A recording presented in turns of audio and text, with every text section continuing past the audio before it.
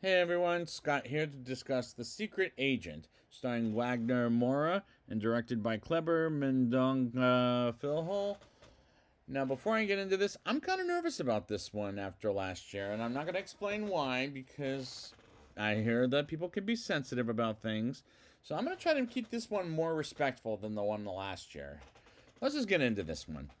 It's 1977 in Brazil, where it's a period of great mischief as we start in a Yellow Beetle with Marcelo Alves, played in a great performance by Wagner Moura, getting gasoline while seeing a dead body that's been there since Sunday, according to the gas clerk, as he fills up the car with gas, and they talk about some dogs trying to rip the body apart, and Marcelo has the cops tailing and stopping him and ask him to check his car for the fire extinguisher, and it says on the inspector.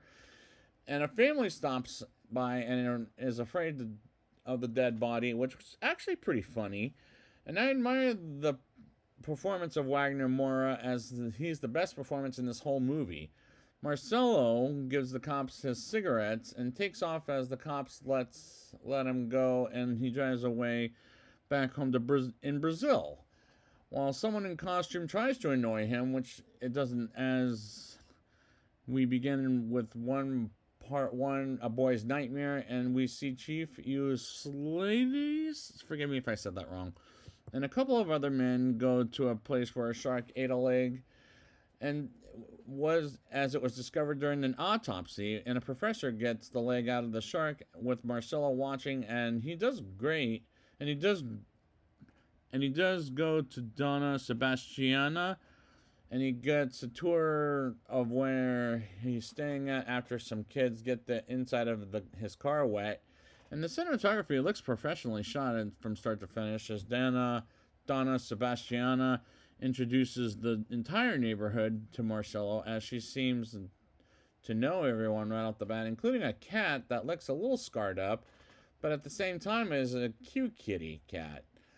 As he also meets Claudia, her daughter Deborah, and Donna Sebastiana gives Marcelo some money as he stays in the neighborhood and relaxes in the place he's staying at, and the production design and set decoration was quite a delight to look at.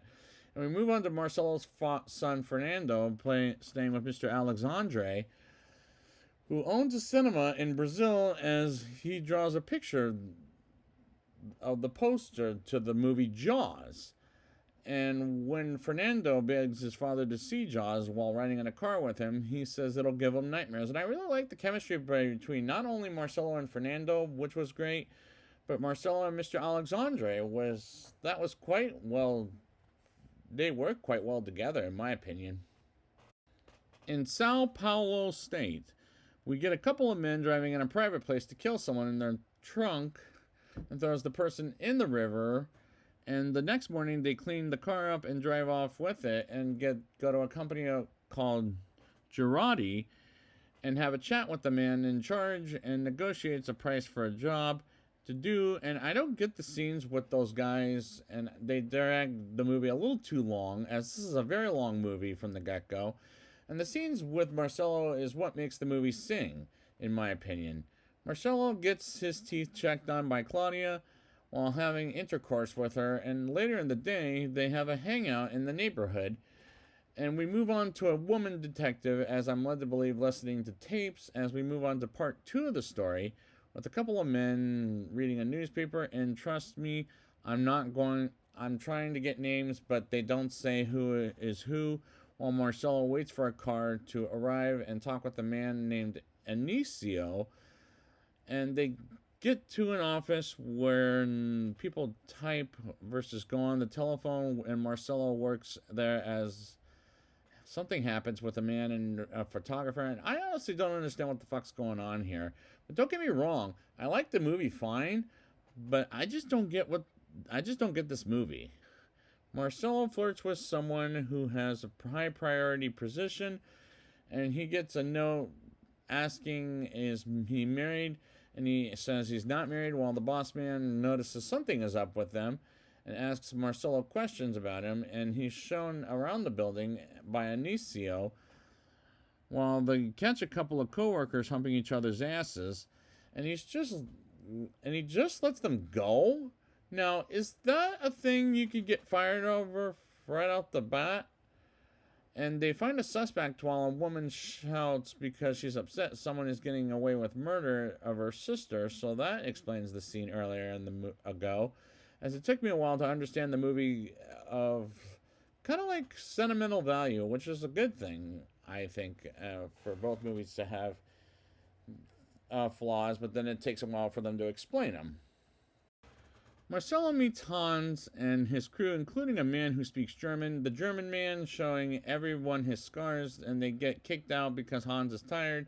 And we move on to Marcelo calling Joao about his money and hands a telegram to be sent to Joao about his money, while Marcelo walks around and gets to the cinema and sees Mr. Alexandre. And I really like setting some of this in a movie theater projection, as he's showing The Omen from 1976, which is the best Omen movie in my opinion. Look it up in my reviews back in the 2020 area. And I really like the scenes in the projection room as the movie goes on because it's comfortable. Marcelo gets a call from Joao himself about the woman in the station named Elsa, I think is her name, and meets her at the cinema office, and she interviews him. And this scene is intense, and I was surprised at how intense this movie can get at times.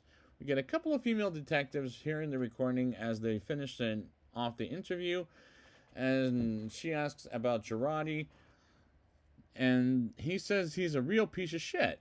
Their first meeting, as he met a couple of English speakers, which won't last very long, and that is when Marcelo realizes Girardi is a real piece of shit, like he said in one point in the interview, as it ends a little over 20, maybe 25 minutes, which was necessary, and the editing could be dialed down to scenes that are necessary, like that interview scene, for example.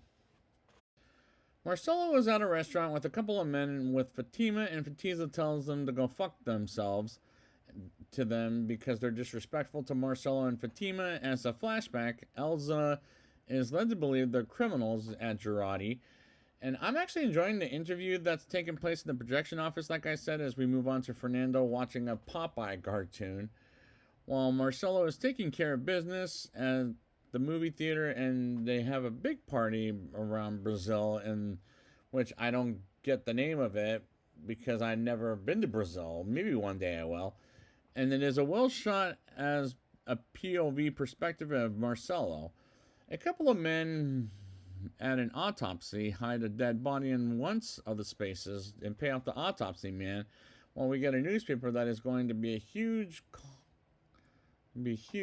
called The Hairy Leg, which is based off the scene in The Shark in the beginning of the movie, while the couple of men throw a dead body in the water as one of them tries to reach Alexandre in the projection room but misses out on him and hitch a ride with a couple of other men with Chief Euslides. Forgive me if I said that wrong.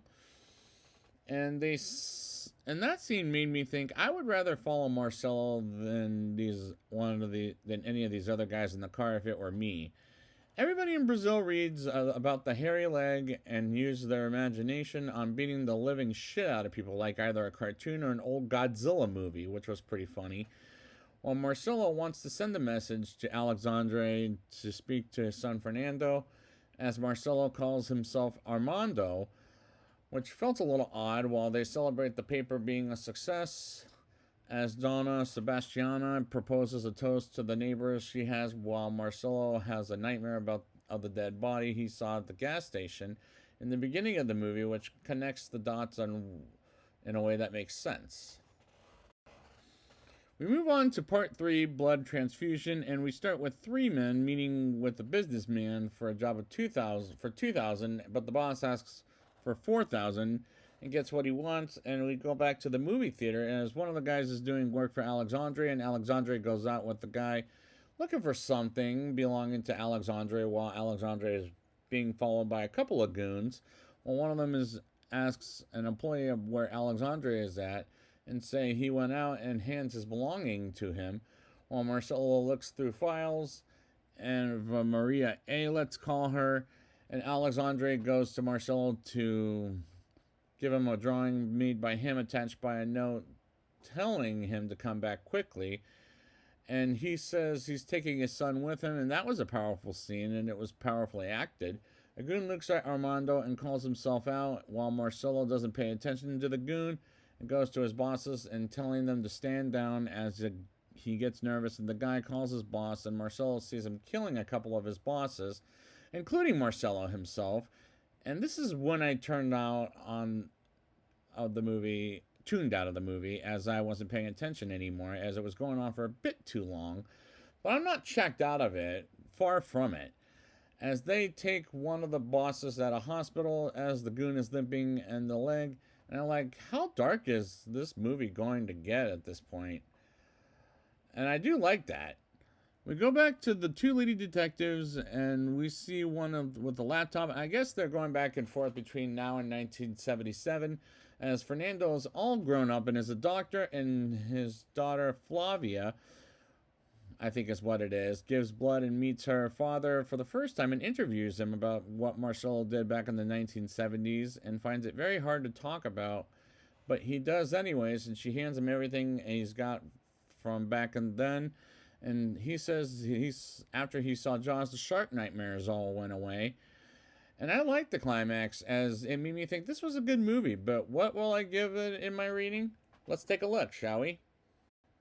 I'll give this movie a 7.3 out of 10. I admire the performance of Wagner Moura, as he's the best performance in this whole movie. And the cinematography is professionally shot from start to finish, as the production design and set decoration was a delight to look at. And I really like the chemistry between not only Marcelo and Fernando, which was great, but Marcelo and Mr. Alexandre, as they work well together. And I really like the scenes at the cinema, as it works great as a location shot.